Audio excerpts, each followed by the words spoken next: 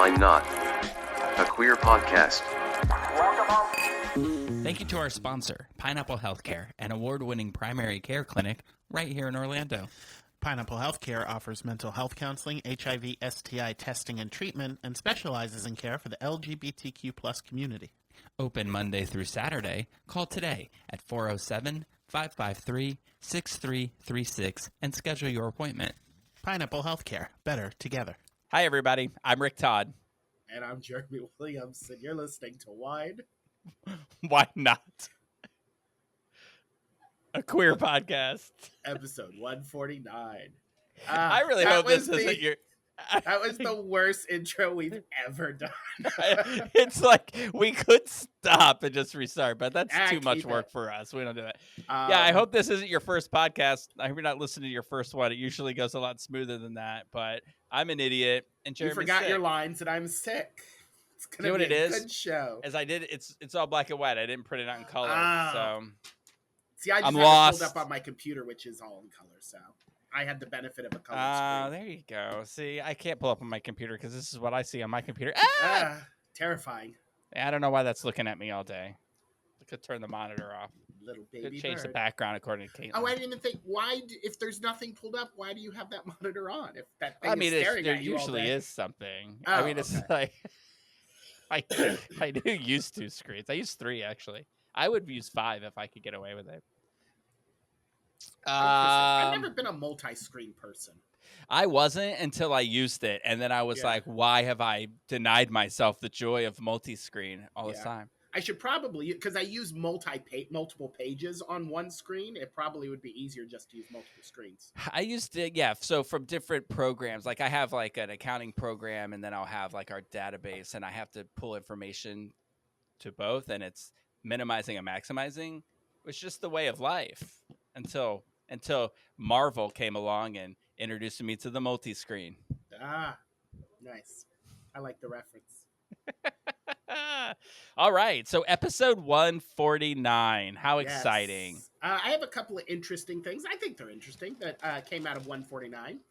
For instance, Elvis Presley had 149 entries in the Billboard Hot 100 charts. Really? Yeah, I thought that was really interesting. That's a lot of Elvis. Was he one of them? Because that Elvis was hot. He was. Young Elvis was hot. Do you know that we distinguish, but there's a distinction between me and the friend that I have where we speak of Elvis in terms of Elvis and Fat Elvis.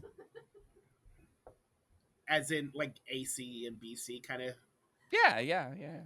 Before Elvis and after Fat Elvis? Mostly because, and I know this isn't kind, and I get it, and I've grown up since then, but back in the day we had a friend who, when I met him, looked kind of like young Elvis. And he was, attractive. And then, we, do what 2 guys do from time to time. And then he wanted a date, and I said, no, you're too young. And so, what I meant was, you have your whole life ahead of you. Go live it. Don't be worried about a relationship with me. And then I ended up dating somebody who was, just a little bit younger than him. But that guy had no future. So it didn't really bother me to be like, oh, we could date. Well, he got mad. And so he slept with the guy I was seeing. Ooh. To get back at me. Oh, the tangled webs we weave. So you know what? He had gained some weight then, and he wasn't young Elvis anymore. He was Fat Elvis. And I told him, because I was mad at him for sleeping with my boyfriend. And I said, you know what? This is why we call you Fat Elvis. Anyway, hey, guys. I know you're listening. Nice. The young gay drama of Orlando. Oh, my circa gosh. Well, they were young. 1990s? Was that the 90s? 2000s? 2010s? 2002, 3, 4. Oh, okay. Yeah, you were still young. I mean, Gilmore Girls was on, right? Were you a Gilmore Girl watcher? I was a Gaymore Girls. Oh, were you? Gaymore I never Girls? got into that show. Why isn't that a thing? I feel like that would star Frankie Grande if it existed. I wouldn't. I don't know. Anyway. You're welcome for that extra special glimpse into my You remember past. that? It's a cult film. I think it's from the 70s, 80s called Duel. I've heard of it. It's a David Mann film. Anyway, the license plate on the Plymouth Valiant is 149 PCE or 149 piece. Ah, your knowledge of obscure movies will bode well for you when we get to the 149th greatest director of wonderful. all time. This one you might know because you're a Swiftie, right? You like the Swift? Well, for the sake of this podcast and any Swiftie right. listening, goddamn right I am. Taylor Swift's Eras Tour, which was a record-breaking tour that made over $2 billion, consisted of 149 shows. So Really? if you were able to attend one of those 149 shows, you were a part of history, as it was the highest grossing tour ever. Like the name of that tour, because I can't tell if people are saying eras or eras. Yeah. Every time when it first the tour was first announced, people kept pronouncing it Eris, and I thought Eris was like some Greek or Roman like god or goddess or something, that like an album or something of hers was named, and I thought that's why it was called the Eras Tour. Also, she's what, like in her late 20s, early 30s? You aren't old enough to have eras, so calm down. Well, I mean, she kind of did. Right? I mean, I'm going to look at you making me defend Taylor Swift. How dare you? It's part of my plan. I'm a Swiftie now. I'm going to make you come out as a Swiftie. Now I got to tell Jen, instead of a Stitch suitcase, I want a Taylor Swift suitcase.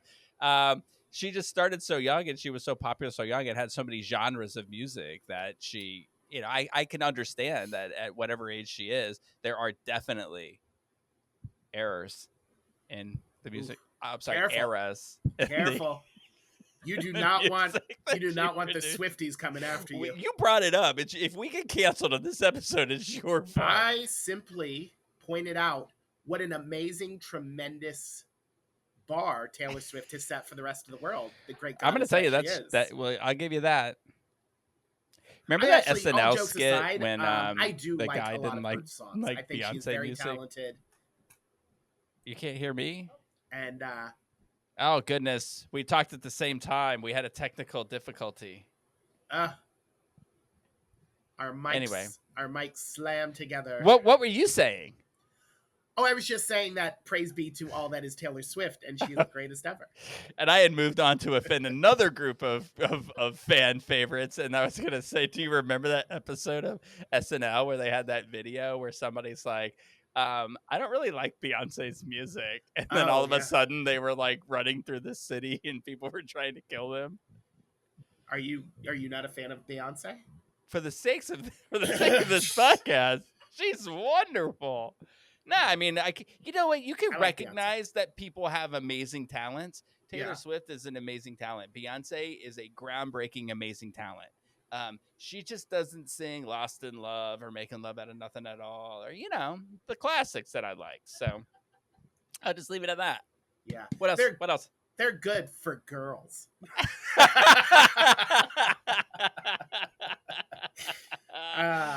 No, they're lovely. I love them both. The last one I see Caitlin writing right now, and I just want to let you know that will not be a clip that we play and put on social media. Writing. She's probably writing her resignation letter right now.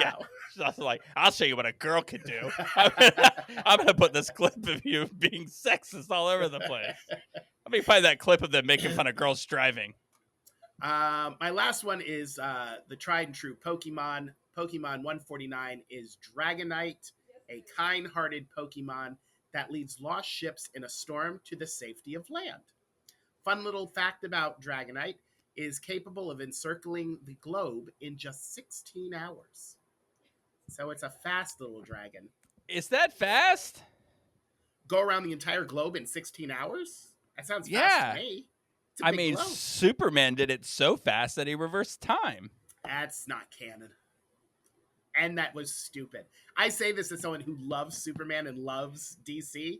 That was a stupid part of that movie. Oh, I forget how much. Oh, what a cute time travel doesn't work that way. I mean, time travel doesn't work at all, but it definitely doesn't work that way. Listen, I consider myself, I used to be, maybe I'm not anymore. I used to be a very smart person. And I cannot, if a movie puts time travel in it, I'm fucked. Yeah. I'm just like, what? And then I try to like figure out how it all works. And like, listen, I spent an entire summer trying to figure out how they were going to get from in Back to the Future in the second movie at the end of it, how he was going to get back to the old West. Because I'm like, he doesn't have a DeLorean, and the other guy's not going to get 1.21 gigawatts. Like it was a thing. My friends and I talked about it incessantly. We were cool. All right, you ready for me? Nerds. For my 149? Yep. Let's do yours. I gotta these are things. I had a fight with ChatGPT. Yeah. And I found that ChatGPT has been lying to me all this time. Do you know, like 2 episodes ago, we said that the 146th or 47th episode of Friends was the one with the ring? Yeah. Yeah. It's Well, not. then I said, what's the 149th episode? And they said that it was some weird one that was clearly from like years ago, like years before this one. It was like early on. And I'm like, how could that be? That happened before this. How could that be? So then I asked ChatGPT, I said, why did you tell me that this was the episode when clearly this happened way before this? And they're like, oh yeah, we pulled that from a fan listing, and fan listings take double episodes and list them as one. So it was like way off. Yeah. So then I was like, I went and looked back. And so I've been lying to you for weeks. I just Googled it. 149th is in the 10th season. We've been off this whole time. No, that's the lie. The 149th is the one with the cake? That's not it. That's the lie. It's not in the 10th season. Is it? Like, see, this is where it gets all confusing. Wow. Here. You know what? I'm glad we can figure this out live. I'm going to go to Wikipedia. No, that's what I did. And I went and so we're into season 7, I think. And I just saw the one with Phoebe's cookies. Why did you look it up? Because you've been lying to me for weeks. I know.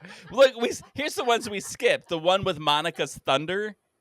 Oh, yeah. What's that? The one that's the season opener of season 7. Is that where they go to Barbados? No, that's the one after the engagement, and they're all going to go to out for drinks to celebrate, and Ross and Rachel kiss in the hallway, and Monica gets pissed because she says Rachel's trying to steal her thunder. Oh, right.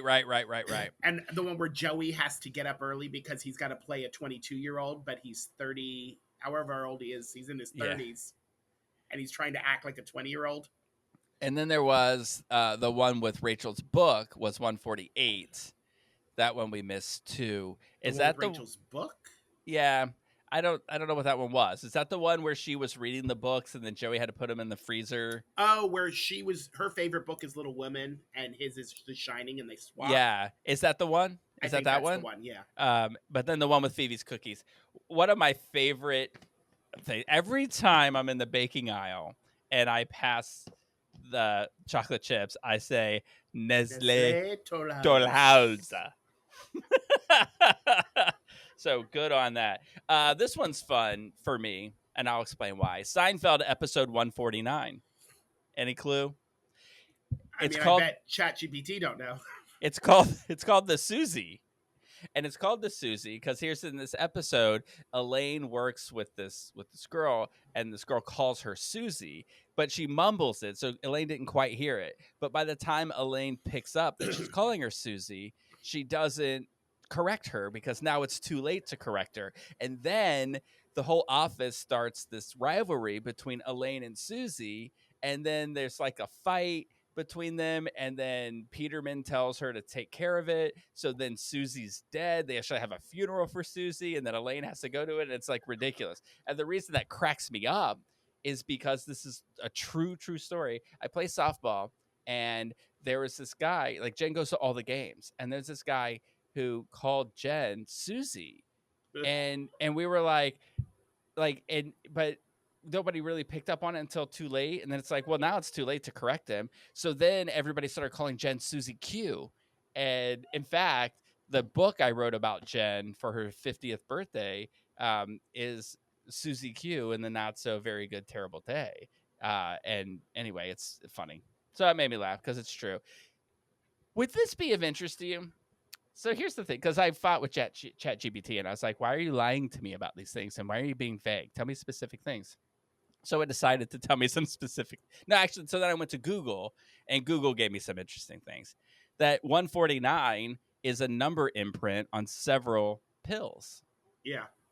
So G149, if it's white, G149. That's oh my god, my phone. Do you hear this? It's used by I said Google, and then I said that, and it just started answering me. How weird. Anyway, He's always listening. This is a great technical show. G149 white, acetaminophen. H149 yellow. If you got high blood pressure, you know this, lisinopril. 149 pink, naproxen. I don't know what that's for. Is that like a breathing thing? Is that asthma medication? I've heard naproxen. Anyway, this is a fun one.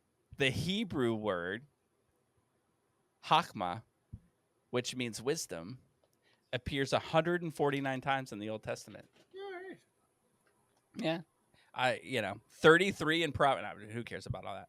It means wisdom. All right, here we go. I'm going to go with the director first. The 149th greatest director. You know what?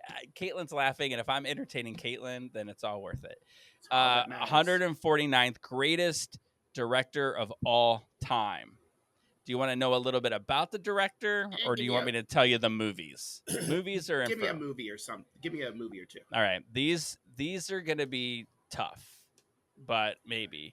Have you ever heard of a movie called A Letter for Evie? No. I feel like that was a famous one. Okay. I don't know what year that was in. He Who Must Die from 1957. Brute Force, 1947, starring Burt Lancaster. No. Rififi. That's just fun to say. That's why I put it in 1955. Well, this is the interesting thing about this director. No, I don't know any of those. This director was the subject of the Hollywood blacklist. He moved to France and later to Greece, where he continued his career. But he was a member of the Academy of Motion Pictures of Arts and Sciences and the Screen Actors Guild. But during the Red Scare, was kicked out or was blacklisted. Oh. Jules Dassin. Oh, poor I don't know who Jules. that That's is. probably why I didn't know him. He got cut down in his prime. All right. So we're going to end on the high note, right? We're going to end on this high note. Like if you can't guess this,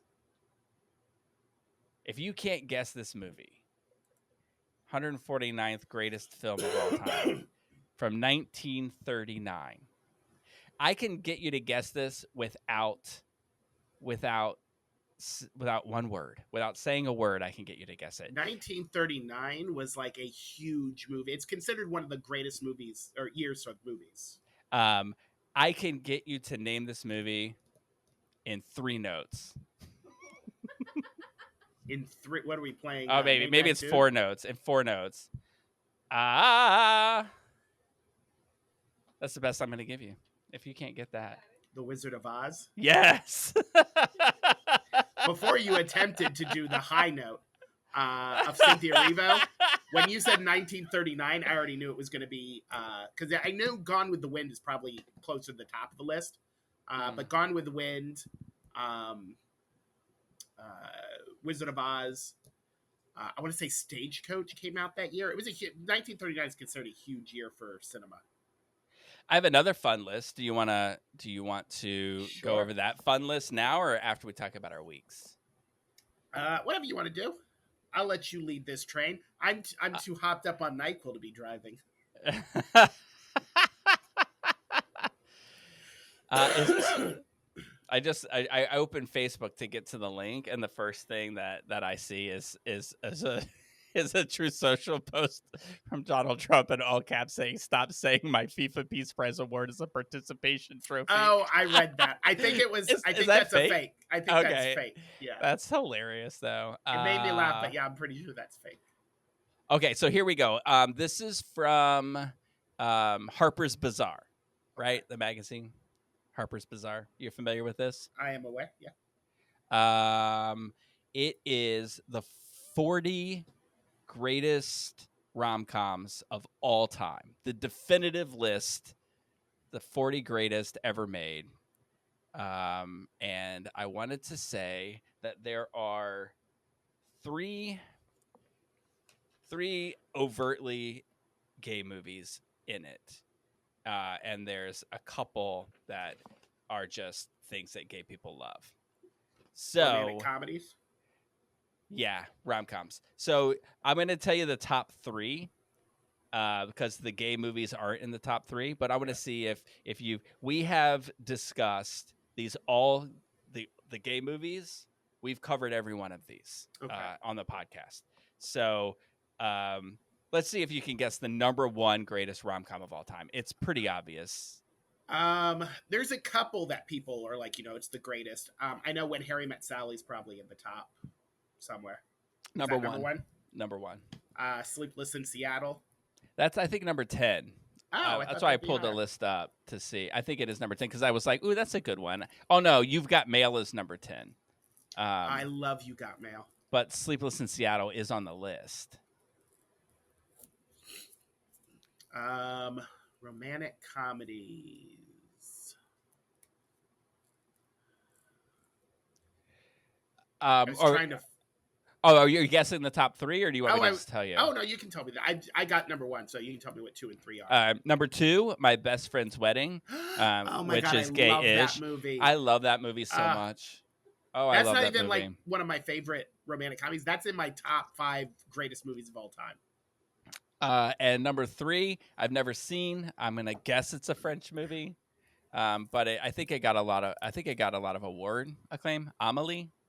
Amélie, yeah, it did. Okay.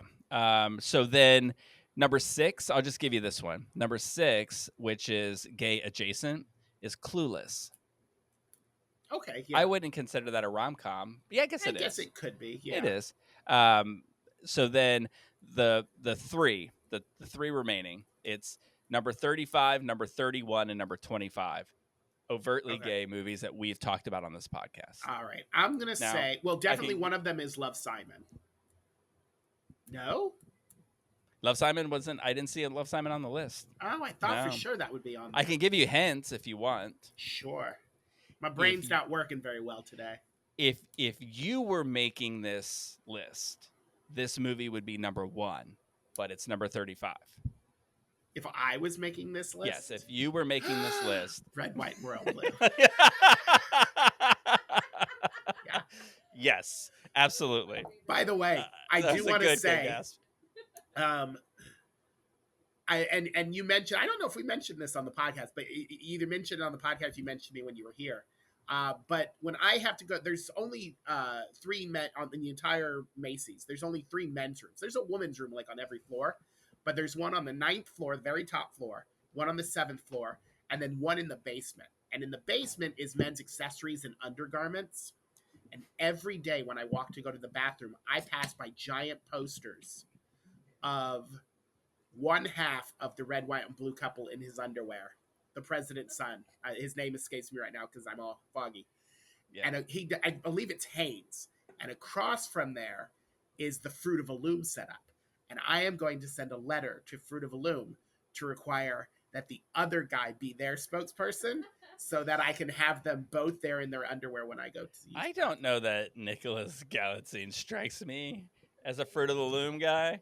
I don't care. I need him to be. Or I'll talk to Macy's, and whatever underwear he wants to model, we'll move that right next to his boyfriend. Yeah. Yeah, I noticed that when I went to the bathroom over there, and I even pointed at it to Dylan, and I said, Jeremy's husband's here. Yep. I get to see him every day. While we're talking about it, before we get to these other 2 movies, while we're talking about this, have you seen this preview for He-Man that's come out? Is it real? Yes. I haven't seen a preview. I've just seen set photos. No, yes. I'm sorry. There's a trailer for it. I haven't seen a trailer yet. And the trailer does is Gerard Butler in this? I think so. Yeah, I think he plays the king.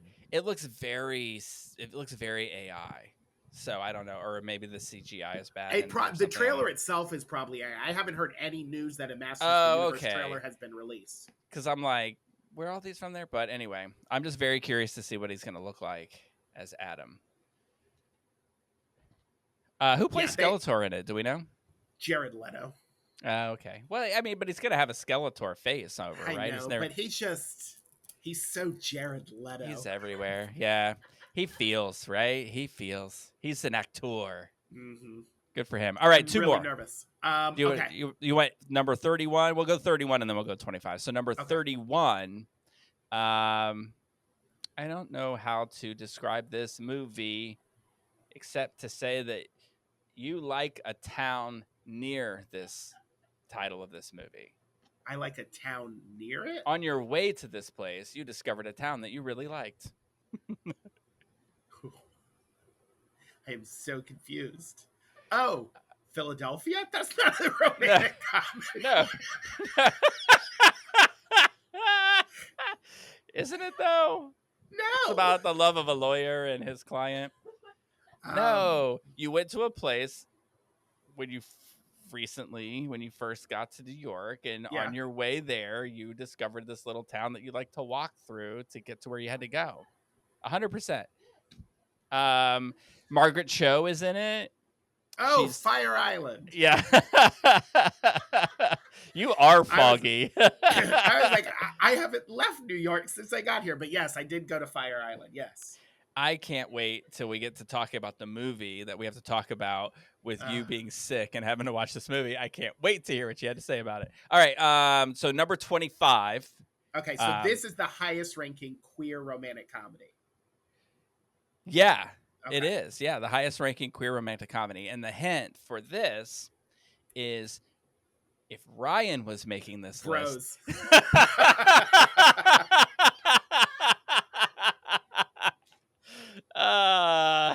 Were you gonna guess Bros? Or I was thinking Bros, and as soon as you said if Ryan was making this, I was like, oh, Bros. I was like, if Ryan was making this list, it wouldn't have appeared. All right. I'm really shocked Love Simon's on there, especially knowing now they put Clueless on there. I feel like it's Love Simon is like the gay Clueless. Maybe they thought it was like grooming. Do you want to go through the Pretty in Pink is number 14, Bridget Jones's Diary is number 13. Oh, I love that movie. Two Can Play That Game is number 12, Sabrina's number 11. Top 10, You Got Mail, number 9. Good movie. To All the Boys I've Loved Before, which is a 2018 movie. I don't know anything about that. Crazy Stupid Love. Oh, that's number a cute 8. movie. That's a good movie. This surprised me. I didn't think of this as a rom-com. Coming to America is number 7. Oh, Clueless I guess is it 6. could be, yeah. Brown Sugar is number 5. Never seen and that's got Taye Diggs in it, so it's probably worth a watch. Bringing Up Baby from 1938, and then the top 3. So, yeah, I'm surprised Love Simon's. I guess, yeah, if you're going to put Clueless in there, why not Love Simon? But I think Clueless was, like, iconic. It was. You know, but you're like right. When I think of Clueless, I don't know if I think romantic comedy. I think of, like, coming of age. Oh, I will tell you, number 18, not Philadelphia, but it is the Philadelphia Story. Oh, that's a classic. You mentioned Sleepless in Seattle. That was 19. Sweet Home Alabama was 20. Romancing the Stone, number 21. Oh, that's a good movie. Good. My Big Fat Greek Wedding, 22. Oh, I'm surprised that's not higher. Emma's 23. This is surprising to me that this made the list, but not Love Simon. She's the Man, number 24. That's a dumb movie. I hate that movie. And I see Caitlin offended by that, but I did not care for that. Oh, movie. I don't really care for In my opinion. Other shows did it better. Although I wouldn't say better.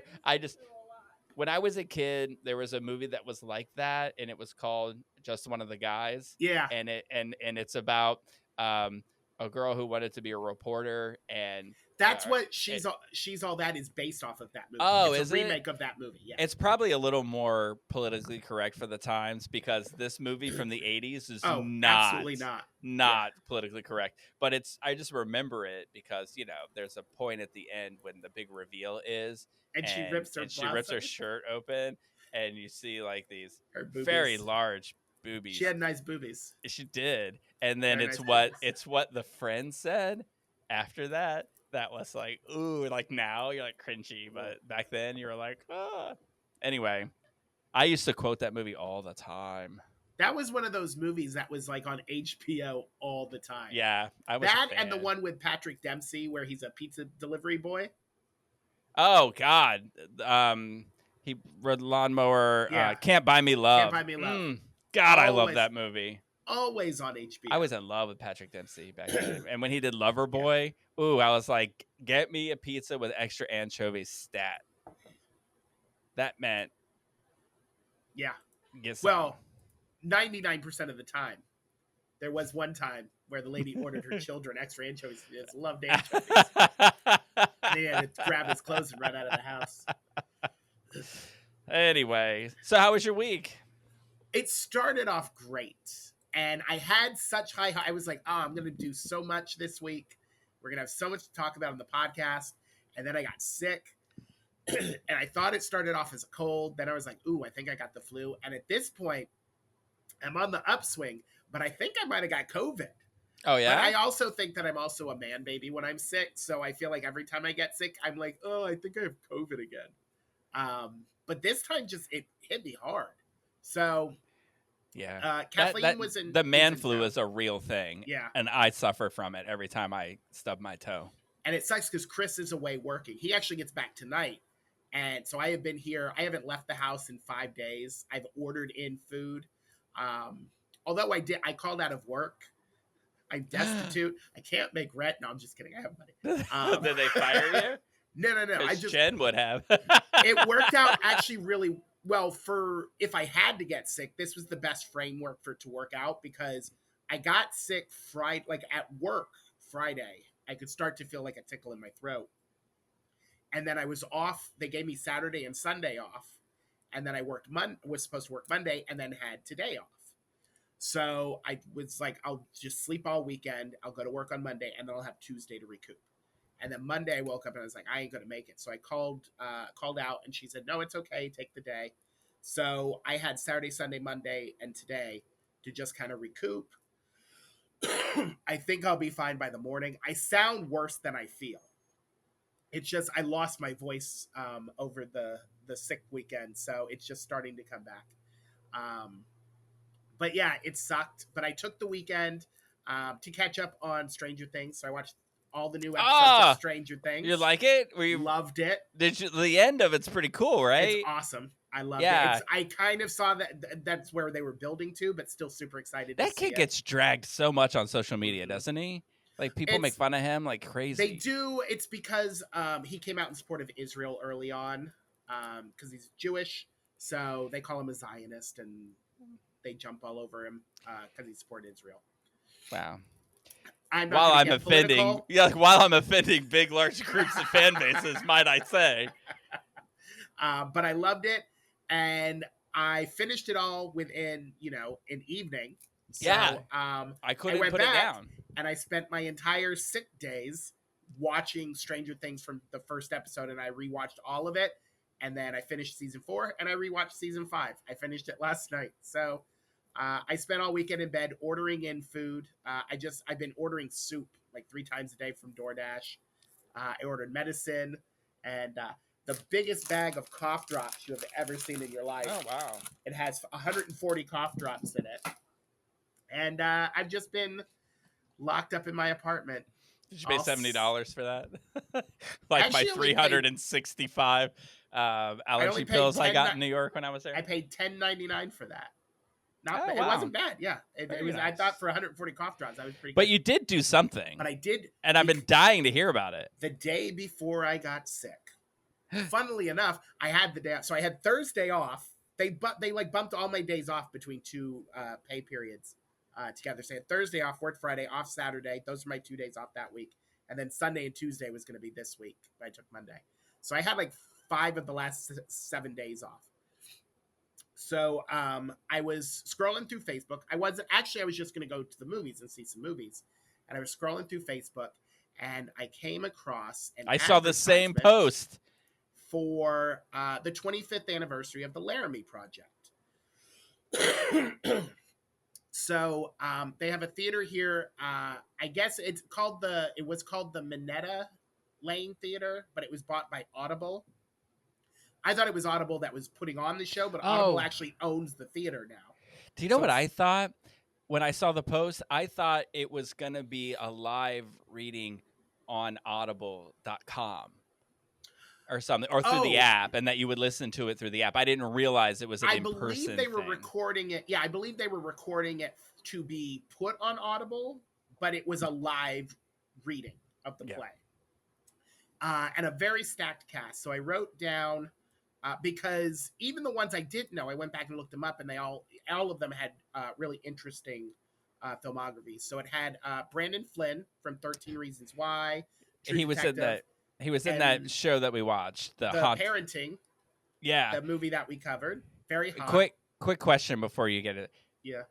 How hot is he in person? Oh my god. Okay, so He's so hot. I'm sorry. so Like I don't gorgeous. want to diminish his acting ability to the way that he looks because he's a good actor and I love him and everything's in. But he is so hot. So he comes out and he's wearing a wife beater, but he's got a flannel over it.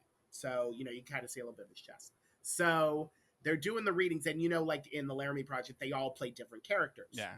So he plays and his name escaped, the guy, the killer. Mm. And at the end, when they do the interview with the killer, where they're reading the somebody's reading the part of the killer, he steps up and he takes his flannel off and just wears the wife beater. And he looked like he had just been to the gym that morning. He just everything. Don't you was wish so your name? toned. Don't you wish your name was Jim? It was just. He's just Anyway, so he good was looking. hot, but he was playing the bad guy, so it was hard not to look at those arms and then hate him. And I don't know how Sam Smith handled their breakup or if he wrote an album about it, but I would think he'd have to write 5 or 6. Unless Sam he's just Smith were together. Yeah.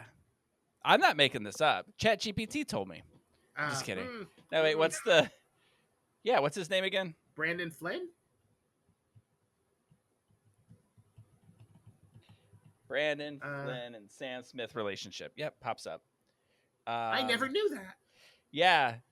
They dated for about 9 months. Oh, there's a picture of them kissing. He's just so good looking. Oh my goodness. There's the picture there. Listen, paparazzi, you don't need, this is an unnecessary photo. They are sucking face. It is way unnecessary. Oh my God, I'm going to show you this, Jeremy. I'm going to move my camera and show you how look at that. Oh, turn a little more. Oh my God. Is that his tongue? That is. What is pushing on his cheek? That is no longer kissing. That is Sam Smith is sucking the youth out of him so that he can be young for a while. Good Lord. That's a lot. So Brandon Flynn, I mean, I would have gone if it was just him and a bunch of nobodies, but Brandon Flynn, John Gallagher Jr., who has been in a bunch of stuff, but you may know him from Jim from the Newsroom. You watched the Newsroom, yeah? Oh, yeah, he was in the original cast. Oh my God, I'm so jealous right now. He was in the original cast of Spring Awakenings. Yes. Yeah. Cal Penn was in it, who's from Harold and Kumar, How I Met Your Mother, and most importantly, the Obama administration. I was going to say, yeah, he's from the White House. Samira Wiley from Orange is the New Black and The Handmaid's Tale. I think she did a Star Trek thing too, didn't she? Who was she in? She was in Orange is the New. Oh yeah. No, she didn't do Star Trek. Oh, I thought she was in a Star Trek, but she was in The Handmaid's Tale. Maybe she did. If you looked it up, and it this says, one I don't know. Oh no, I didn't see her in it. I just thought I remember her being in something Star Trek. But this one I didn't know her until I looked her up. But this one you might know, Midori Francis. She was in Grey's Anatomy. I do. Well, I'd have to see her photo. I'm terrible with names. I should have wrote the character's name down, but she was only in for 2 seasons. I know they've had 700 seasons. 20 something. Yeah, isn't that crazy? Oh yeah. She was recently on. She recently left. Conrad Ricomora. Anyway, he was the original Abraham Lincoln in Oh Mary. Oh yeah. He's also in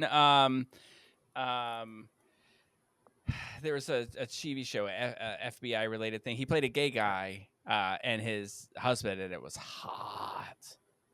Yeah, you can't. Am I thirsty today? Is that what's happening? I'm a little bit. Somebody call my husband and get him over here.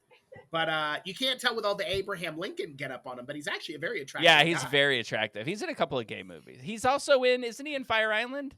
Isn't he the? Oh, he is. Yes, he is. He's the love interest in Fire Island. Right. Yeah. Kathleen Chalfant, who was in the original run of Angels in America, and then Poya Mohseni, who is a transgender Iranian American actress who's been in Law and Order SVU. She was in The Walking Dead, Dead City. I don't watch I know you watch the Walking Dead shows, but she was in the slasher film Terrifier, which is what I knew her from. So a very, very stacked cast. They all did amazing.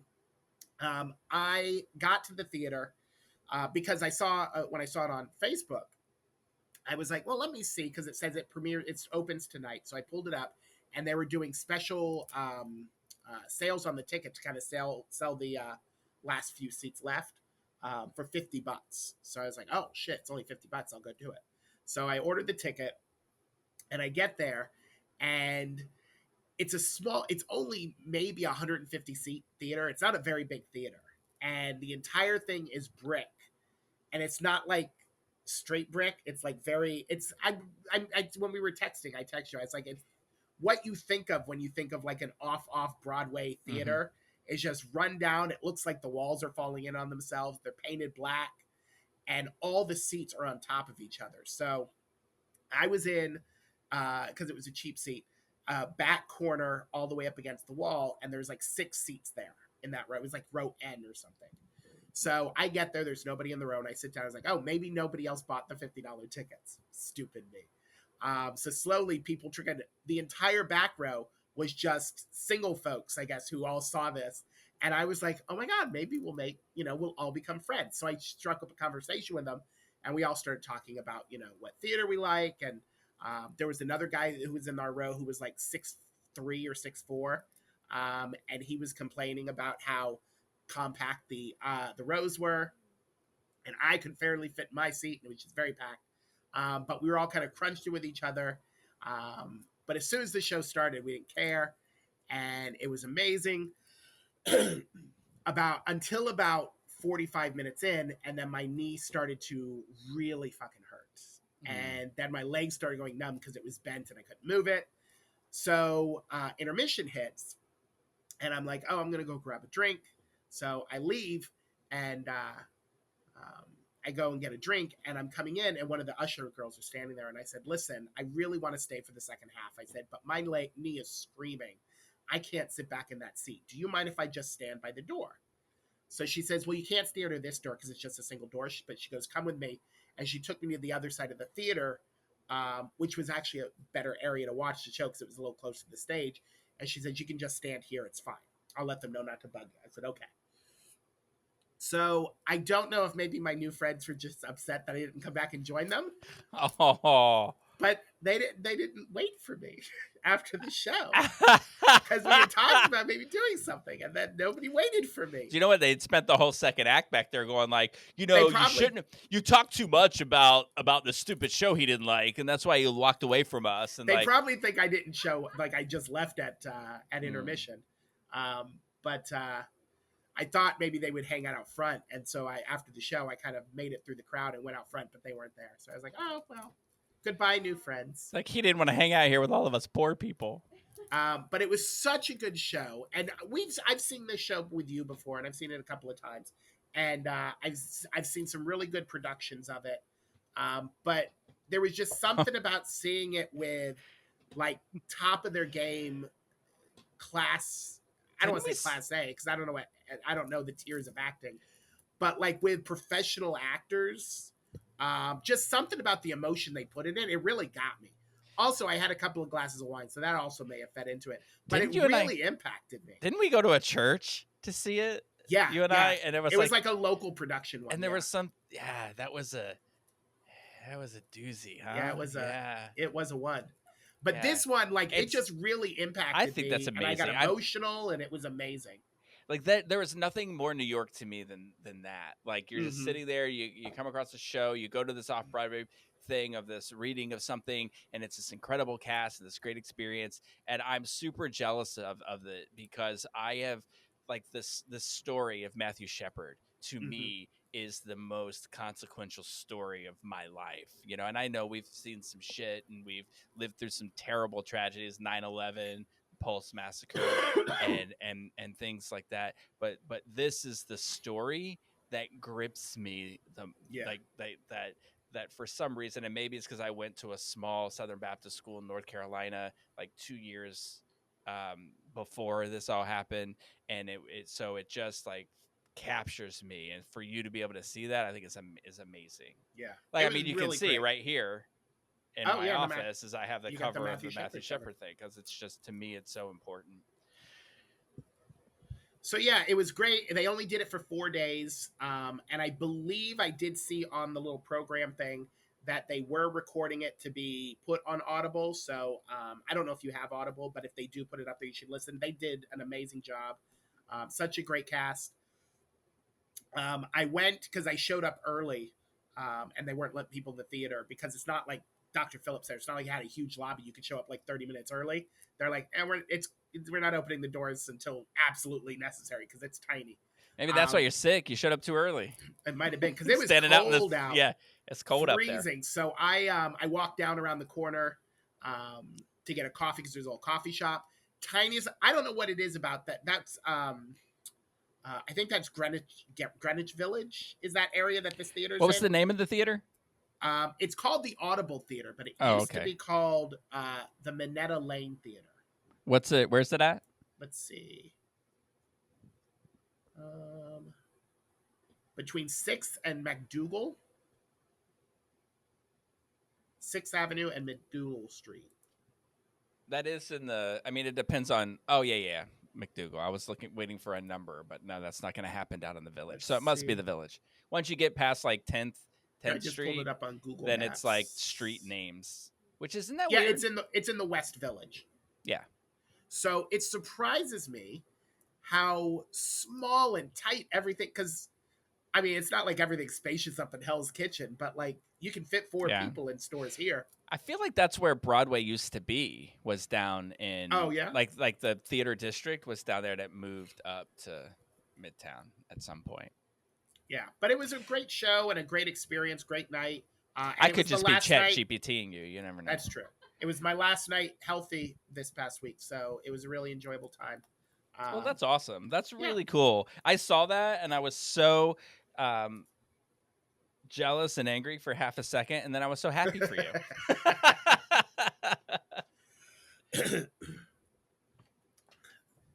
So that was I have nothing else to talk about this week. It was that and sick. Oh, jeez. How was your week? Well, it was good. I got a couple of things I could chat about. Monday, which when did we record Monday morning, right? Then not yesterday, but the Monday before. Well, it was World AIDS Day, and CAN, Community AIDS Network, which is moved their headquarters to Tampa, Florida, and they're big in Fort Lauderdale and a couple of places around the country, but Fort Lauderdale's big and their headquarters is in Tampa. So on the day before World AIDS Day, they had a concert in Fort Lauderdale with Adam Pascal and Anthony Rapp, and they were performing in Tampa on World AIDS Day. So we went there to go to that concert. And it was a lot like the concert we saw of them. Yeah, but it was long. Mentioned that it was like they were doing a tour of that. So, but it was longer. It was a lot longer, and they played a lot more songs. So they told stories because it was World AIDS Day. They told stories about their friends that had passed, and went real deeper into things. Like there's a lot of things that, like one thing is that Anthony Rapp's mom was a nurse. And she was somebody who was like, when they put signs that told nurses not to go into the rooms of people who had AIDS, and she was like, fuck that. And she would go in and hug them. And so they were really incredible stories. It was really, really good. Like it was very intimate. I mean, I couldn't guess, maybe 50 chairs in there, maybe more, but it seemed like that. And I gave Ryan the VIP tickets, because that included like a meet and greet and stuff. And I saw a picture of Ryan with them. Yeah. And he's a huge Star Trek nerd, so he would be able to answer the question about whether that actress was in Star Trek or not. He probably is screaming at the thing like, yeah, no, she wasn't. But anyway, he got there too late to get the VIP seats because they filled up. But it's a blessing that he did, because it was the front 3 rows, and the speakers were right in front of those front 3 rows. We were we were about maybe 6 rows back from that, and it was so loud. so loud, but so good. I gotta tell you, man, Adam Pascal can sing. Like he Yeah. is so talented. So many times he would sing. There was one song that he sang. Um, God, I wish I could remember what it was. It was a famous song, like from the '90s that people would recognize. But he just poured everything into it. It was so good. When Anthony Rapp came back on the stage, he was just like, he's like, what am I doing here? Like, what am I'm going to sing after that? Like, it was just so good. And then Anthony Rapp did a song from "You're a Good Man, Charlie Brown," which was really cool because I saw him in that and loved it. Just a really what a great experience. What a great thing for people to get to see. So I'm glad Can brought them there and then allowed us to sponsor it so we could be there to see it. It was really great. The rest of the week sucked. No, I'm just kidding. Thursday was Watermark's holiday dinner. Oh, how was that? It was actually really cool. So usually what I would have done, what I would have liked to have done is thrown a party at my house, with the new renovations done and all this kind of stuff. But since the renovations are still happening, we decided we're just going to go to dinner. So we went to Mia's Italian Kitchen. Did you ever go there when you were here? No, I don't think I did. I feel like Danny gets commission every time he says Mia's Italian Kitchen. So just kidding, Danny. So I would imagine that you would have been there because he mentions it all the time. I know it's a client. Really quick, I was of thinking his. of the wrong show. Not the girl. Well, I mean, it was the girl from Orange is the New Black that I saw. The girl I was thinking who's on Star Trek is the girl from The Walking Dead. Yes, that's what I was gonna say. Yeah. Yeah, that's what I was like. Yeah, I was like, I bet he's thinking of her, but I didn't want to make it sound racist. Why, But I wanted to see yes, just because I got short hair. No, because they do have similar. They do. Their faces do look similar. But I will say this: like, tell me you're not listening to what I'm saying without telling me you're not listening to what I'm saying. And I'm talking about me. Have you been? Oh, by the way. Talking about I the know holiday it's party, fine. Mia's Kitchen. You're like, I can multitask. You're like, it was bothering me. I had to look. I do it all the time to you. It's okay. Like if something will bug me and I'm like, I've got to look it up. I got to find it. So anyway, we went to that. It was really cool because, by the way, Mia's Italian Kitchen, fantastic food. Really great. Somebody it's the manager there.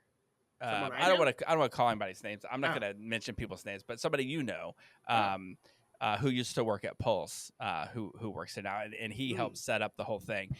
So it was really cool. We got to do that. Kathleen was there.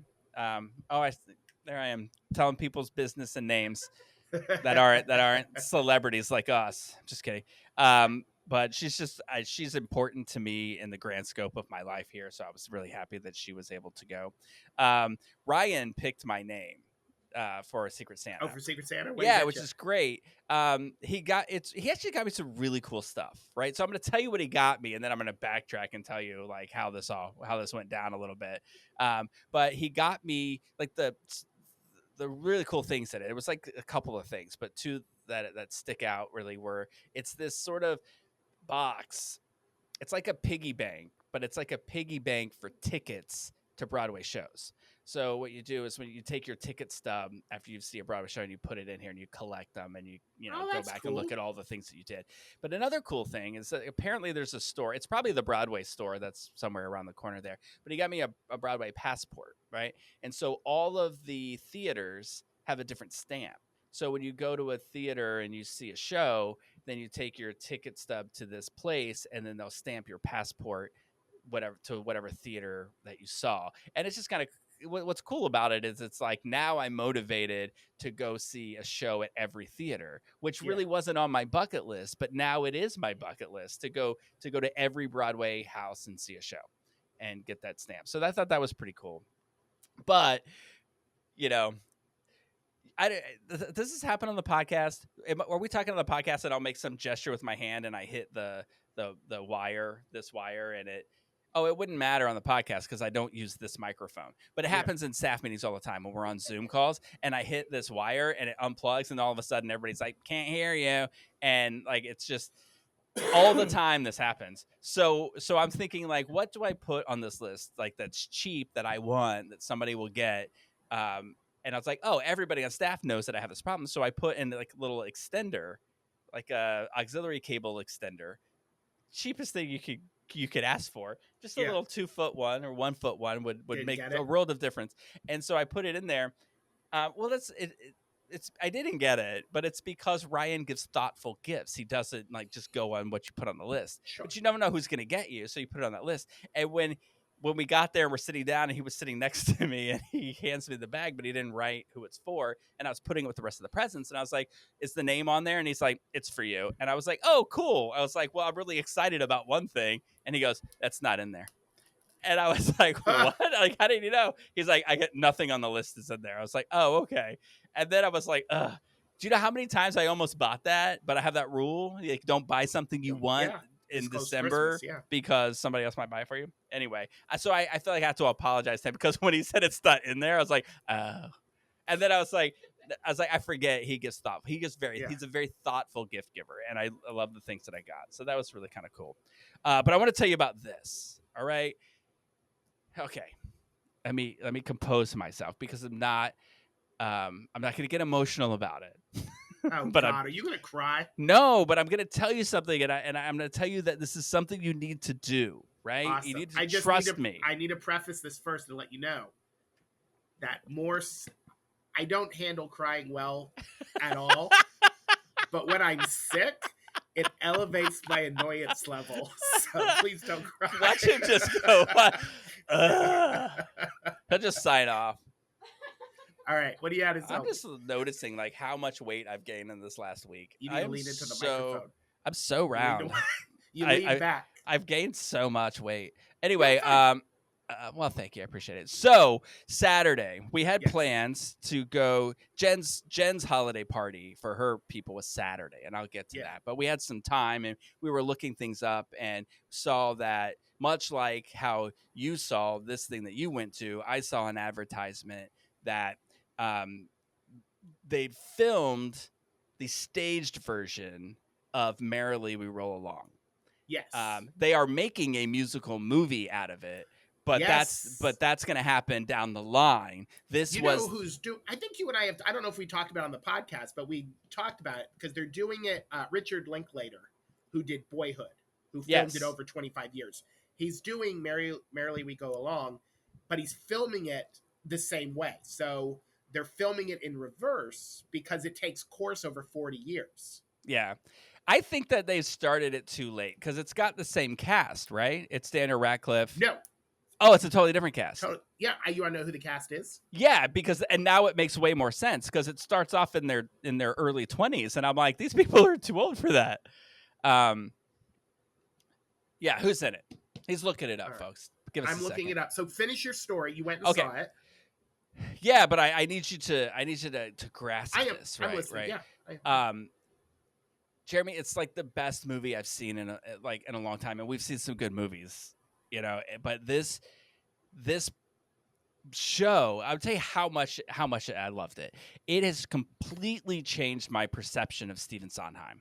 I have talked about how I'm not a fan, and it's because of shows like Sweeney Todd I could care less about, and Into the Woods. I know, Rick doesn't like Into the Woods, but Jeremy, this movie is so.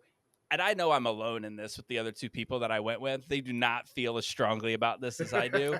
It is one of the saddest, most incredible things that I've seen. I love that they did this. They need to do this all the time. It's sort of like how they did it with Hamilton, and they filmed the stage version and put it out. You're just in there, and I was so upset that I didn't get to see this because that's Daniel Radcliffe, Jonathan Groff, and that I feel so terrible. I can never remember her name. And somebody told me earlier today, and I forget what it is. I apologize to her because she's stunning in it.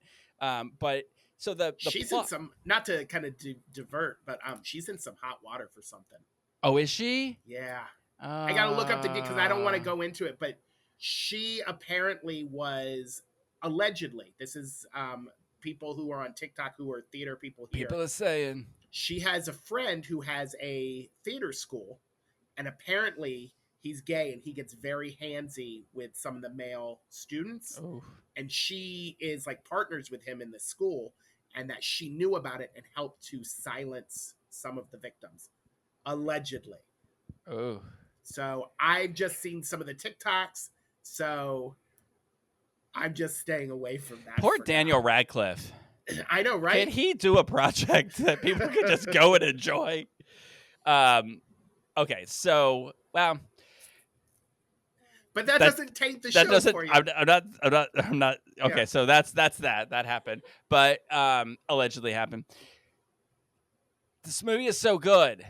Here's why I get so into this movie. Like I often like usually it started happening when like something bad would happen in my life and I would look back, like usually the end of a relationship, and when that relationship ends I would look back and think about the moment, like how happy I was when I met this person, or how happy I was when this thing happened. And then so now when I find myself in positions where something really great is happening, I think about what this is going to be like if this thing ends, or if this thing turns bad, or that sort of thing. Or like, oh, we were so excited, like when we bought the house in St. Pete, we were so excited to buy the house in St. Pete, and then you walk outside to have a cup of coffee in the morning and you smell burning trash because the village that's popped up in the alley is burning trash to stay warm. And so you're just kind of like, and then all of a sudden what you loved so much starts to deteriorate a little. And that's the whole thing about the show. And it's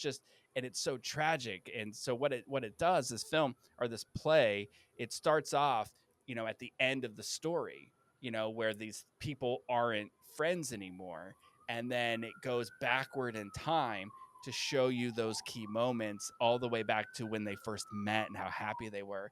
And what you see is like the tragedy of it when when this guy meets his wife, but how it's going to end, and you're seeing how excited they both are, and you're just like, oh, it's so tragic. I loved it so much. And there's a song in it called Not a Day Goes By, and I've always heard people singing it in shows. Like Mandy Patinkin does it in a show like he does, or reviews of Sondheim music, they'll do it, but I've never heard it sung within the context of the show. And it is so powerful. And it's just, these people are getting divorced, and he's like, do you still love me? And she sings about how not a day goes by that she wishes that things weren't going to be one way, but he's done something horrible and she can't oversee. Yeah, it's just so. It's only in theaters until Thursday, at least here in Orlando. I don't know what it's like in the metropolis of Metropolis. But we actually have a theater that runs it 24/7 for the next 6 months. If anyone's listening to this is going to come out on Wednesday night. You got 24 hours. Find it, go see it. I mean, I just highly recommend it. It was So the movie version by Richard Linklater, Paul Mescal is going to be Franklin Shepard. Okay. Ben Does Platt he sing? is going to be. Yeah, he's. I believe he got his start on London's West End. Okay. Ben Platt is going to be Charlie, and Beanie Fieldstein is going to be Mary. I can see it. And I like it.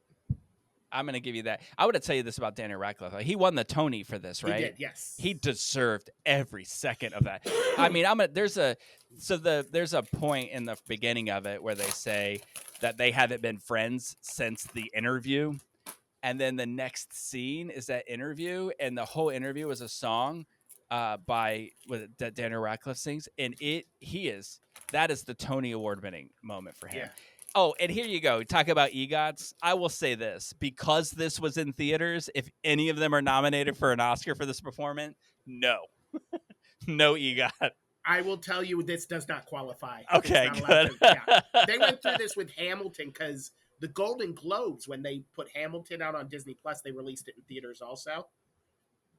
And they did the same thing at the Golden Globes. They nominated some of Hamilton, and the Oscars like, no, that doesn't fit our criteria of a film. Now, did you want to? Oh, we're going to talk about the Golden Globes in a second. I just want to mention that to say thank you to Jen's boss for inviting Dylan and I to their holiday dinner. We had a great time. It was at Marlowe's Tavern, delicious. Weird thing. Only one other employee showed up. Isn't that Really? weird? Yeah, That's very weird. And like they were and she actually went to. I'm sorry if this girl listens to this podcast. There's no way she does, because she wouldn't understand most of it. There were several Marlowe's locations, so you would think that she went to like, because she texted and it's like, hey, they say they don't have your reservation, and they're like, where are you? And she's like, oh, I'm at one of the other locations, Marlowe's Tavern. No, because she's like, I'm downtown at one of the other locations. We're like, the other locations are in Oviedo and out and Waterford Lakes, and she's like, so when she got there, we're like, where were you? And she was like, something called the Stubborn Mule. And we're all like, what? What? How do you get from Marlowe's Tavern to the Stubborn Mule? A taxi. All right. So anyway, but we had a great time. I mean, we really had a good time. It's probably better that no one else showed up because we were all able to chat and catch up. Just two more quick things. Yeah. I just want to say, when you talk about DIY projects, sometimes you shouldn't do it yourself. So we have this, there was this big tree in our front yard that got struck by lightning and it got removed years ago. But, you know, they just grind the stump and they leave all the roots there. Well, it just so happens that this new sewage line that needs to get built for the reno that we're doing goes right through where this is. So they dug under it and around. But they were like, hey, you probably want to remove that because it's sort of exposed now and you want to get rid of it. And we'll remove it for like $900. And I was like, oh God, like we're spending a bunch of money on this reno. We can't just add $900 for something like that. I said, we'll do it ourselves. Like we got a chainsaw. We'll remove it, blah, blah, blah. Holy crap. I got to show you this picture, right? So we tried. We went out there like idiots with 2 shovels, a hoe, and I was like, no, Jen stayed inside. She didn't go. No, 2 shovels, a hoe, and a chainsaw, and started going at this thing. And I don't know if it was the lightning strike or that it was dying and like something was happening in the root, or it's just root balls are just really dense, but it broke the chainsaw. Oh, shit. And we were able to chip away like a little, and we were looking at this thing about this wide, you know, probably about like maybe a foot or a foot and a half is about how wide this trench is that they're building. And so we were thinking we're just going to cut down each side of it and remove it. Couldn't even do that. So I messaged the guy and I said, all right, fine. We can't do this. I was like, but I can't You pay. win. I was like, I can't pay this much. I can pay this much, but I can't pay the whole 900. And so they were like, fine, we'll do it for that. And then they came out. I just happened to show up yesterday when they were doing this when they were getting ready to drive it to the dump. What they had removed filled up an entire pickup truck bed, and it came up like 2 feet out of it, and it was so much that it wasn't all in there. There were still 2 huge pieces outside of the driveway that they had to come back to take to the dump. And I'm just like, I just started laughing. I was like, we were idiots for thinking that we could do that. So anyway, last thing I'll just mention is that we went to the Festival of the Holidays at Epcot, which I always love. Yeah. And I'm going to say, it's going to sound like a backhanded compliment, but I appreciate this. There wasn't a lot that I was dying to eat. So I was able to get around the whole world and eat all the things I wanted to because they were far and few between. So it was paced out really nicely. I will give kudos to this because I will say last year I probably complained about the cookies. You remember how dry they were? Didn't you and I go to this last year? Yes. And the cookies were so dry, but we were like, we're getting that free one. So we ate all the dry cookies. They were delicious. The cookies were all delicious. There's especially one in like Hawaii land. That has it's sort of like got coffee beans on it. It's got Hawaii? Yeah, Hawaii land. It's like, you know, it's the one that says what's Merry Christmas in Hawaiian? Maliki Laka or something like that. It's what it says at the top of it. And it's Hawaiian themed food. So I call it Hawaii land. It's not official. It's just what I call it. Like a bridge land. It bridges between the lands. Yes. Anyway, cookies were good, and as always, the latkes. I'm a latke guy, nice. But they had like a latke with salmon on it. I was thinking it was going to be like smoked salmon, but it was more like a salmon salad kind of a thing. It's still good. It was raining the entire time, so maybe that had something to do with it too. We're just kind of, it's so nice though to go there when you're not sweating your ass off, and that way you can just kind of mosey along and enjoy yourself. Yeah, it was good. It was a good time. Anyway, that was my week. Nice. How's the weather been there? Y'all been hot or you get cold? That's hot. It was cold last night. It got cold. It got into the 50s. Ah, I had to use we opened the windows and at night when it gets into the 60s. So I actually had to use the comforter this time, and I woke up and it was cold. But by our standards, 50s is cold. But it's been 85 God. up until last night. Like the rain came on Sunday and made it colder. So I think like today it's gonna be like in the 60s and then get down to the 50s again. But Yeah, I think we get down to the teens tonight. ooh. And then Matt back Gates up is into on his way. Ew. Back into the 40s tomorrow, though. That's hot now. Right here, when it gets in the 40s, it's like, oh, let's get our swim trunks on and head back to the pool. Yeah, I'm excited about going. I want to talk about Golden Globes. Globe noms came out. Yes, we don't they have to get did. too much into it, but I heard this. Is this true? Wicked 2 is not up for Best Wicked Comedy 2 or Musical. Did not get nominated for Best Picture, Musical, or Comedy. So, what is The Bear nominated in its place? What? How is it possible that the movie musical is not like what is? Yeah, so they do. Golden Globes split theirs up into, you have drama and musical comedy. Musical comedy is the category itself, and then they do 6 nominations. So not only do they split the films, but they add 1 extra nomination. So it's even more surprising. Yeah. But some of the ones that they knew, One Battle After Another, which I haven't seen. That's that Paul Thomas. Is that Anderson a comedy? movie. Apparently, it's being categorized as a guy's comedy. going around looking for his daughter. It's Who's been categorized kidnapped, as a right? comedy.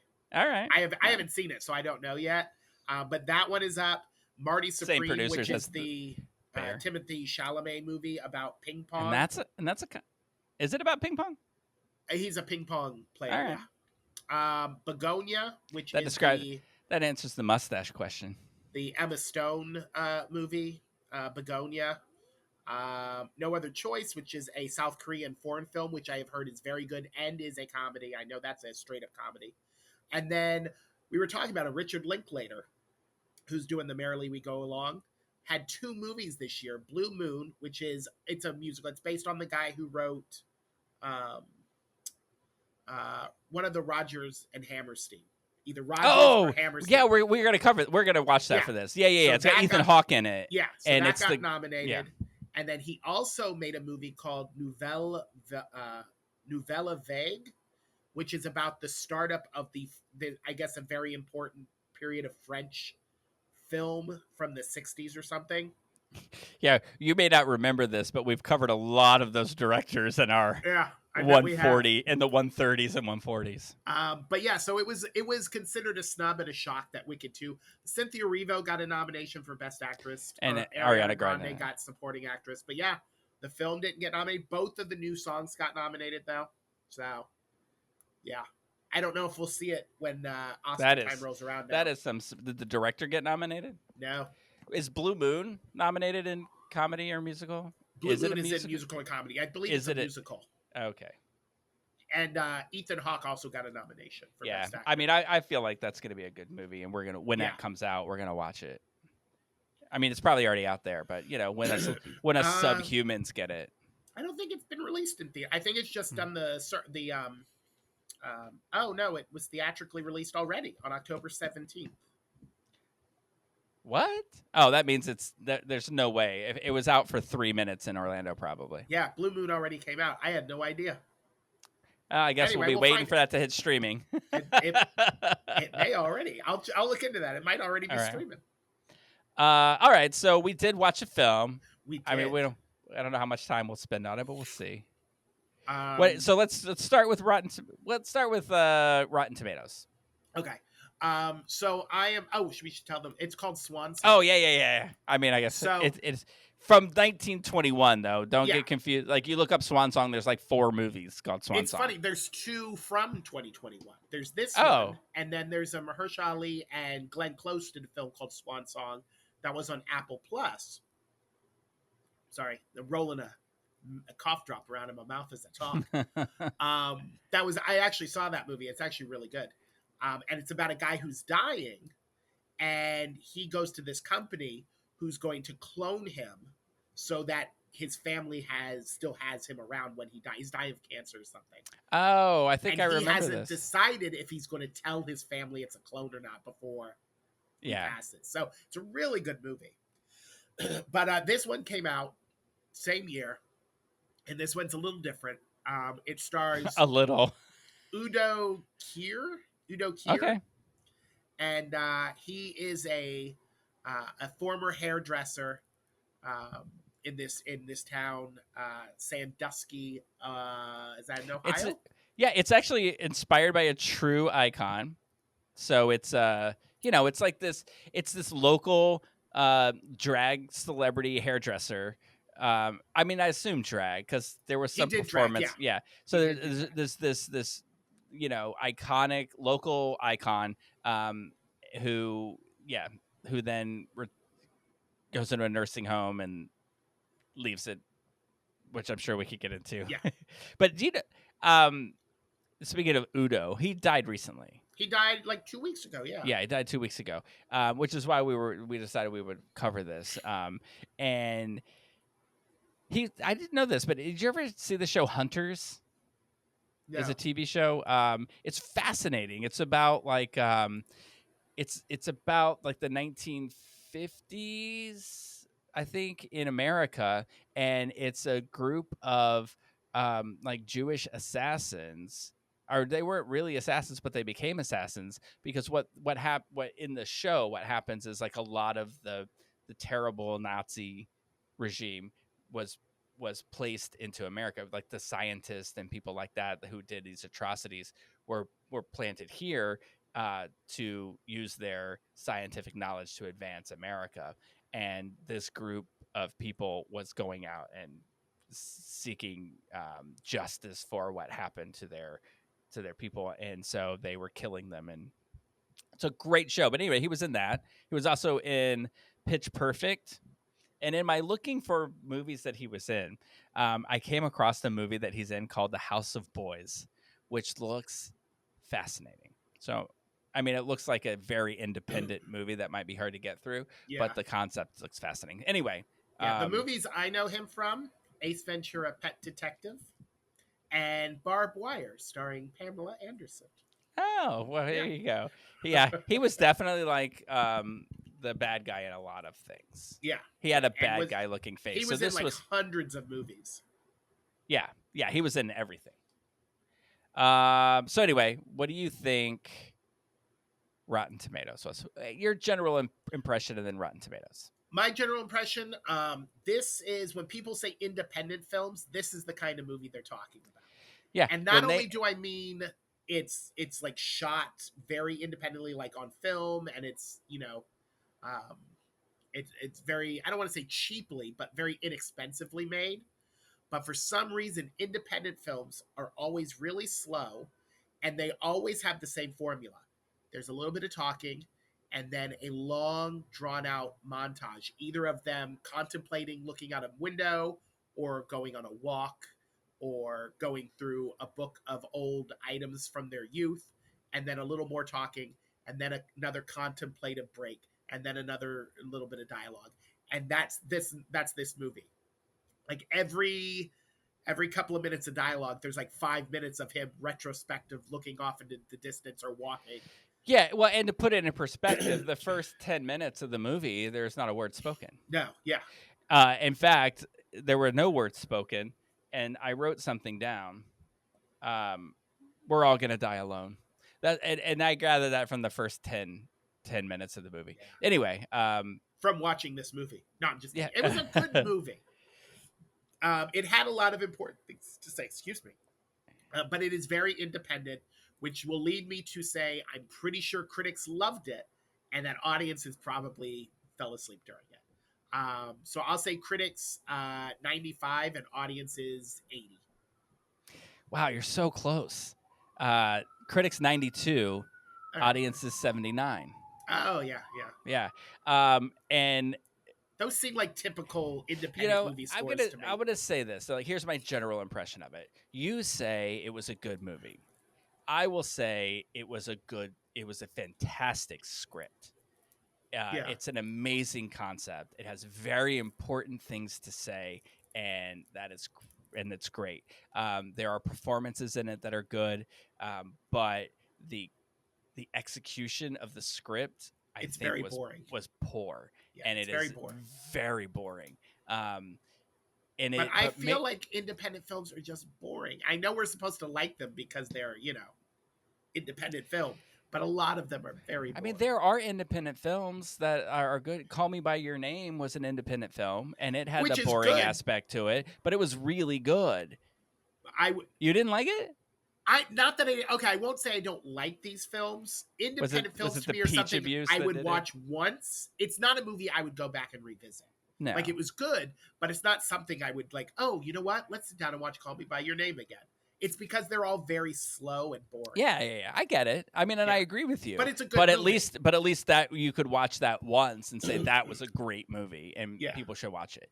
I cannot say this about this movie, I will and I say know watching it once, I will say this was a good movie. I won't say it was great, but it was a good movie. I think the script is great. It was just torturous. I mean, did you? Okay, it was torturous to watch it. Sorry, my screen just went haywire. I don't know why we're having so the many. spirit of Udo Kier is like, you didn't like my movie? Well, you know what? I'll tell you what. It, I was having a conversation with someone earlier today who really loved this movie. And Yeah. so they think my opinion is ridiculous. And that's fine. That's the thing about art. It's subjective. And but my impression is that this guy wasn't acting, that he was just a breath away from death the entire show. Like, and it just meant I mean, the end of the show was no surprise to me. Yeah. Because I was like, yeah, this is gonna happen any minute. But what was weird about it is that then he gets involved in double dutch and like jumped up on something at one point, and it's like, you're so frail. Like, I'm just, and like his eyes were milky and his skin, like, and maybe that was the point. Maybe they're trying to show you like this is, I mean, what a great lesson in like, or a tragic lesson in how people are, what's the word I'm looking for, what happens, especially in our community, when you're not in the game and you're out of the game. Like, does anyone remember you? And I mean, I feel that so much. So, I mean, like, I'm here and people know me, but when I'm not in this desk, is anyone going to remember me? You know what I mean? And I get that. And so, I think they're painting that picture, and how tragic that is. To me, they either did it too well and it was over the top, and like I was concerned for this person's well-being the entire movie, or they weren't acting and it shouldn't have been cast that way. So I don't know. I know I'm in the minority here. I know people loved it, and I read the reviews on Rotten Tomatoes, and I know now I will say say this is groundbreaking, but to me it was. It did get 2 Independent Spirit Award nominations, and it was for his lead performance and for the screenplay. Screenplay is amazing. I'll give it that. I just don't think they did it that well. Like when you think of like take Bernadette in Priscilla, Queen of the Desert. That was an older character that was out of the game, but the gestures were grand, and when they were being sassy with their movements, it was obvious. This wasn't.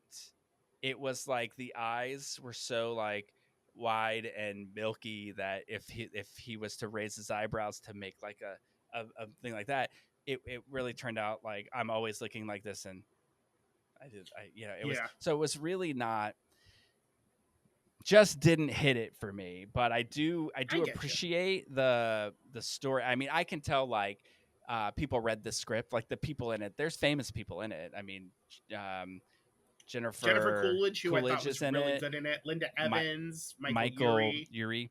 I know they read the script and were like, I got to be in this. This is fantastic.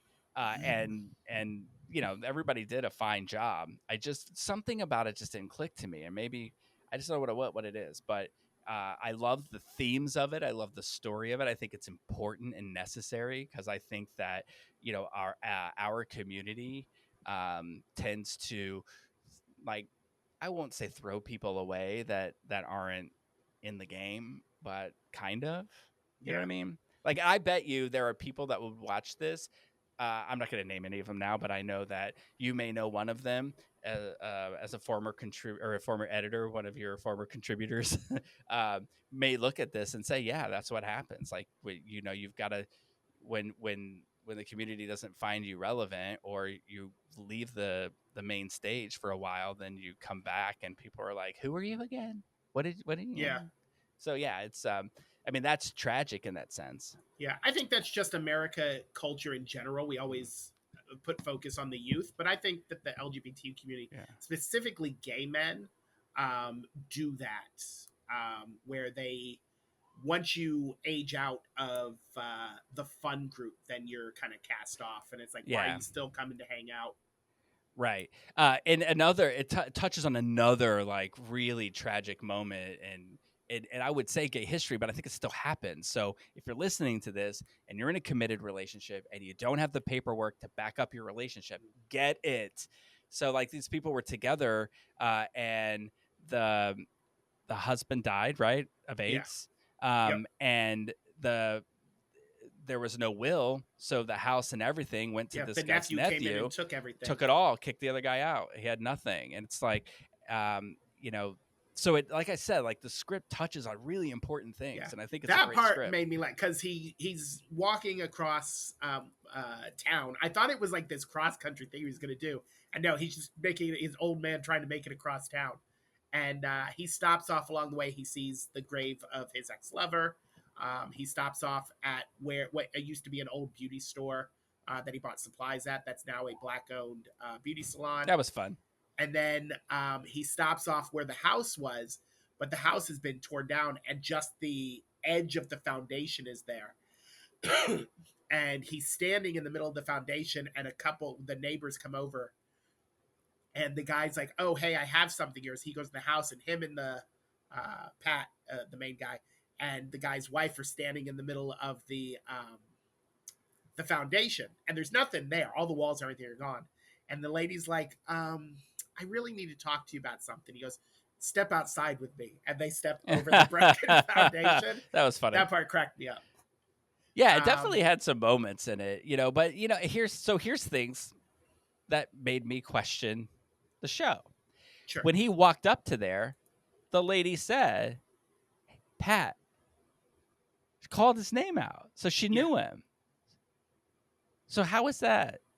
And then if they and they were I his got neighbors, and I get the impression that they were too young to be his neighbors. You get the impression he's been in this retirement center for a while. Because every time everyone else is like, "Oh, you're still alive," or "Oh, you've been out forever," and no one at the bar, even if he was a patron at this bar, the bartender would have known him. Like, he didn't, and those people were young, so they would were probably in their early 30s, yeah. Because his nephew inherited the house. These people must have bought it from the nephew and then tore down his house. All of that seemed to take time. So they knew his name. But my question is, he ran away from the nursing home. How did people? That's not a big city. How did they not know, like, that he was missing and say, like, "Oh, let me call somebody"? It's just all very odd. They didn't seem very attentive at that nursing home.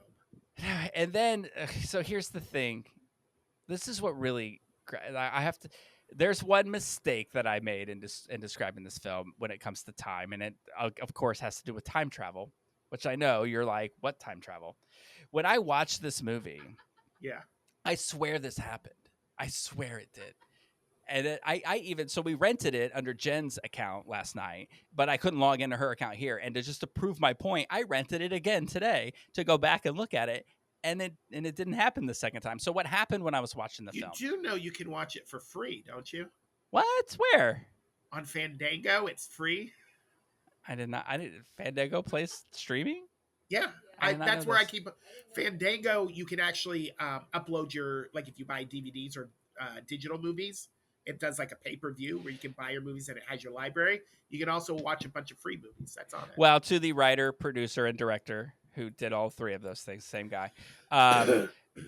He probably is thinking you deserve to pay $8 for this for the way you're talking about it. So I own it. So anyway, you know, in the scene when the guy comes and says, "Hey, this woman died. I want you to do her makeup," and then Yeah. leaves, and then he has the dream about his partner in the garden, and that's when he makes the decision, like, I'm gonna get my stuff and go. Yeah.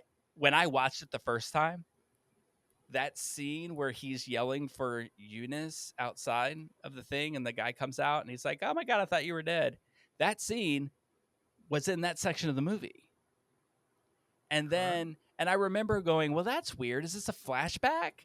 And then it happened again. And then I was like, what is up with this movie? It's all, so for some reason, when I watched it, some weird thing happened. And that scene was kind of in there twice. And then I went back and either that or I must have done a lot of drugs last night. I don't know. Did you watch this very tired? No, I mean, I was tired by the middle of it, but I wasn't when it started. So it's just weird. Maybe I was confused. Anyway, Yeah. but so I do know this. When he showed up and said the funeral's in a day and a half, or the funeral is tomorrow night, right? So from the time that he says, I want you to do this, it's tomorrow night. So then he goes to sleep and he wakes up in the morning and he leaves to go do this, right? That's the timeline. I don't know, because I don't it's the funeral happens 2 days later. So it's not the next day; it's 2 days. It's not I know. the next I day. know the funeral happens 2 days later, but I don't recall the guy saying the funeral is tomorrow, but I didn't pay attention to the dialogue that closely. I'm gonna have to go back and look at it because it really is my argument. Are you gonna have to rent it again? No. I have 24 hours. I have 24 hours in 2 locations that I can watch it. Oh, okay. Yeah, and for free on Fandango. But I'll tell you what, Yeah. to You the just have to writer, watch it producer, with director, commercials I'll pay on, another Fandango. $4 to answer. Every time I have a question about this movie, I'll pay $4 to have it Alright. answered. And then I'll find out that I'm wrong, and then you can say, "Hey, that guy doesn't know what the fuck he's talking about." Anyway. But yeah, so I mean, I thought it was a fine movie. I didn't hate it. It was it's very independent-y, but I'll give it 2.5 grapes.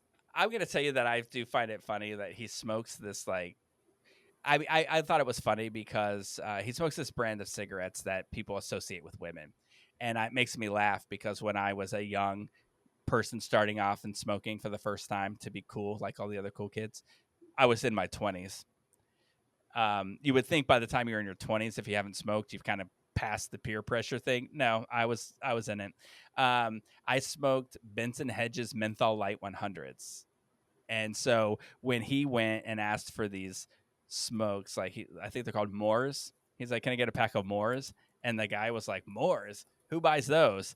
And he's like, he goes, Your wife still smokes Moors?" And they were for him. And he got them and he lit one in the store and took a drag of it and goes, "She adores them." And I thought, that was a really cool moment. So I like that. I too started smoking in my 20s at 20.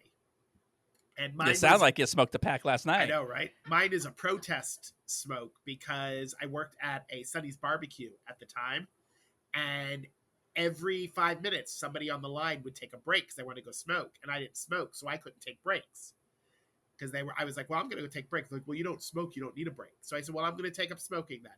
So I took up smoking to spite them so I could get breaks. You're like Rachel.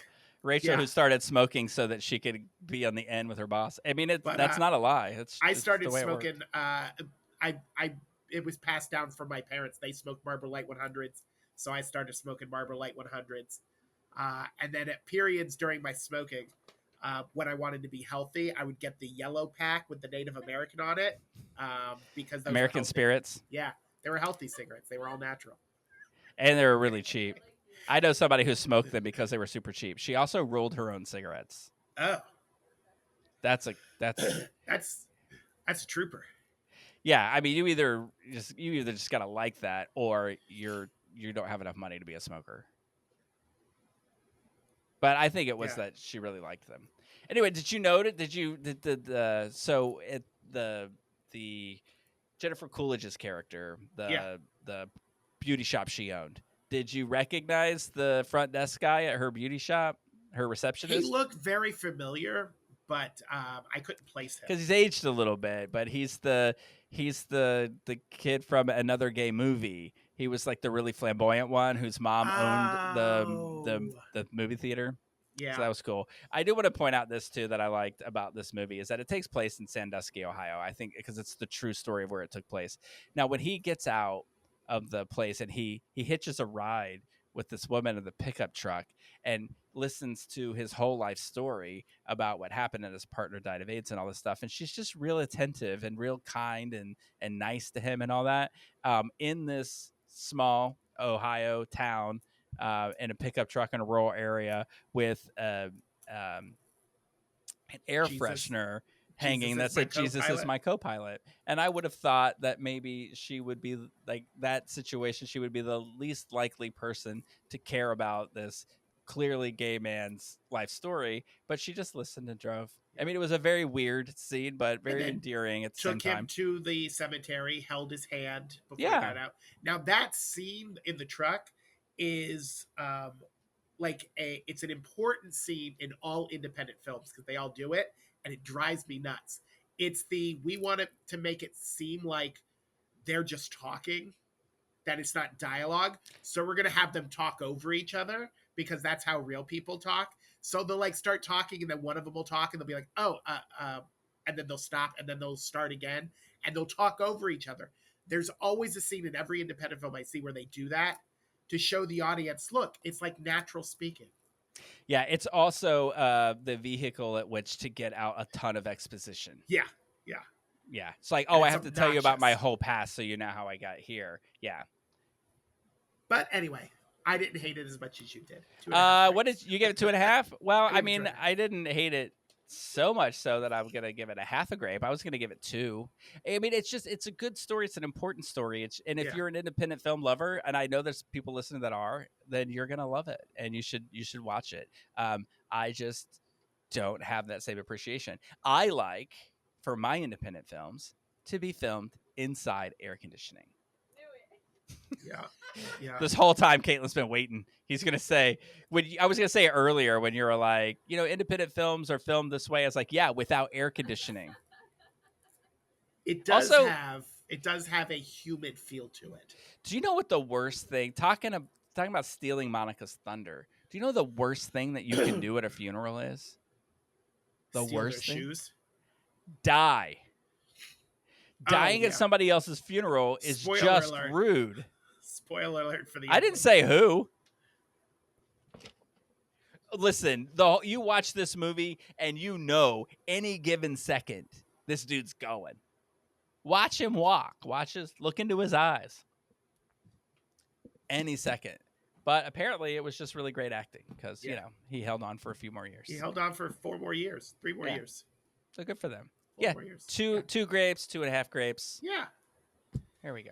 So next week, you know what? We'll look into Blue Moon. We'll see if that's available. Yeah, to let's see stream if that's yet. available.